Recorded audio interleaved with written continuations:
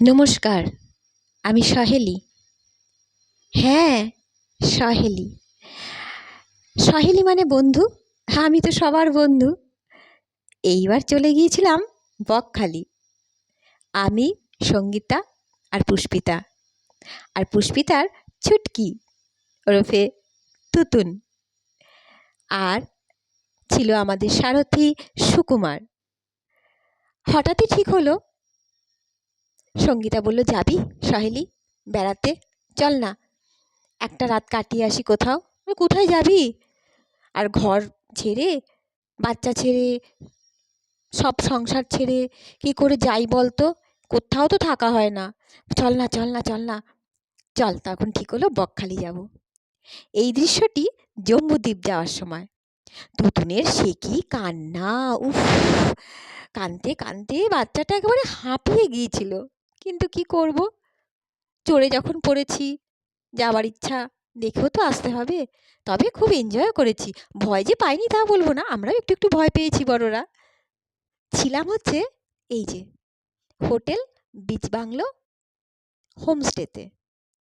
ভদ্রলোক বেশ ভালো ব্যবহার করেছিলেন এবং নো ডাউট, সত্যি বলছি, খাওয়া দাওয়া একদম ঘরোয়া পরিবেশ।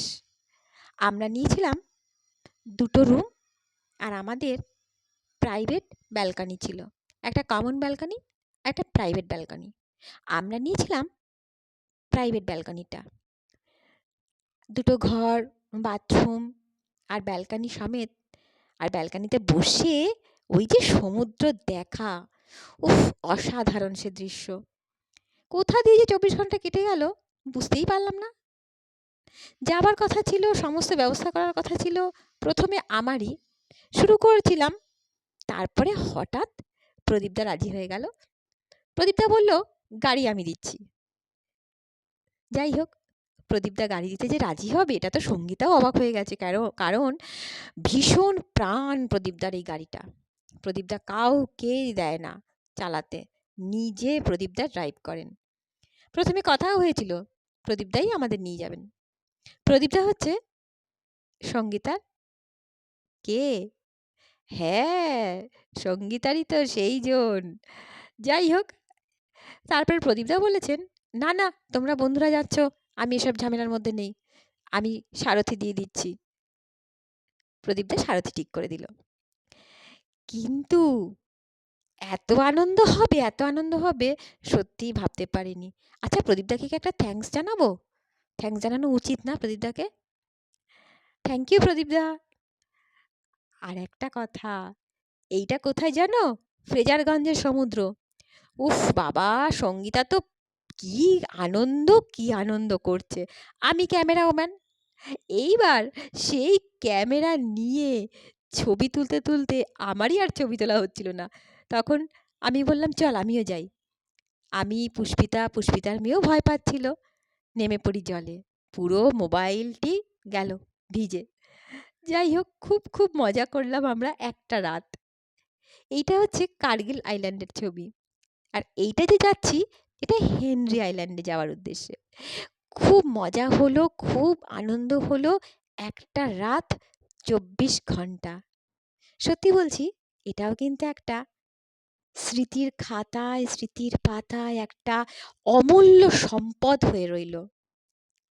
কয়েকটা মুহূর্ত ধরা থাক ক্যামেরাতে, সেই জন্যই তো ছবিগুলো তুললাম। আর ভীষণ ভীষণ খুশির মুহূর্তগুলো ইচ্ছেও তো করে একটু শেয়ার করি। তাই জন্যই তোমাদের সবার সাথে একটু শেয়ার করে নিচ্ছি। এটা হেনরি আইল্যান্ড। খুব ভালো লেগেছিল। আর ফটো তুলবো কি করে 4 জনের ফটো একসাথে? তখন সুকুমারকে ডাক পড়ল। মাঝে মাঝে একটু লুকোচুরি খেলাও চললো তুতুনের সাথে, তুতুন যখন আছেই। আর ফটো তোলা, বেশ বেশ মজা আনন্দ করে আমরা 24 ঘন্টা কাটালাম। জীবনের প্রথম সবাইকে ছেড়ে একা আনন্দ করার যে কি আনন্দ, সেটা এবার বুঝলাম। বাচ্চা হয়ে গেলাম তো। এই নে পাটা রাখ, ফটো তুলবো। এই নে এটা কর, ফটো তুলবো। এইভাবে দাঁড়া, ফটো তুলবো। এত ভয় পাচ্ছিল তুতুন, কিছুতেই জলে নামবে না। লাস্টে ওকে ধরে জলে নামানো হলো। জম্বুদ্বীপে যাওয়ার সময় ওই ট্রলারে তো খুব খুব ভয় পেয়েছিল, ছোট তো স্বাভাবিক, ওরমভাবে যাচ্ছিল। যাকগে, খুব আনন্দটা তোমাদের সঙ্গে একটু শেয়ার করে